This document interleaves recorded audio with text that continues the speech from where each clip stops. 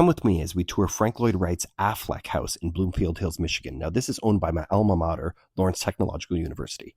And it's a classic example of his Usonian home. Let's take a look at this large cantilevered carport here leading right up to the front door. Love that.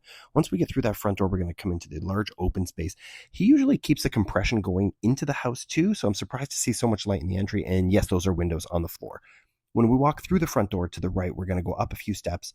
This is the hallway that leads to the bedrooms. Now, this first room on the left was originally designed at the office as an office. They had one too many kids, so it eventually turned into a bedroom, but you see those tall ceilings there. The master bedroom's at the end of the hallway. They're perfect for a little romance, and there I am checking out the place all by myself.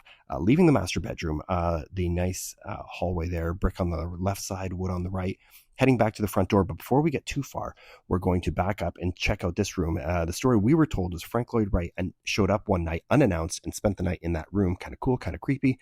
Heading back to the main entry, that's a living room looking towards the dining area. That's the main room looking back to the entry.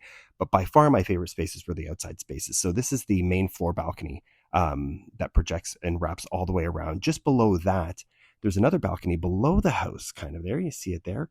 And when you want to talk about engaging with nature, when you're sitting under there, check out this view. I'm just not sure how much better than that it's going to get. Here it is from a little farther away. You can see that's the cantilevered balcony that we were just hanging out on up there. But if we back up a little more here, this is what my old employer would call a head knocker. So you just smash your forehead off of that. So you want to be careful there. But otherwise, a very cool space, very cool breezes, nice open trellis, beautiful day that we were there.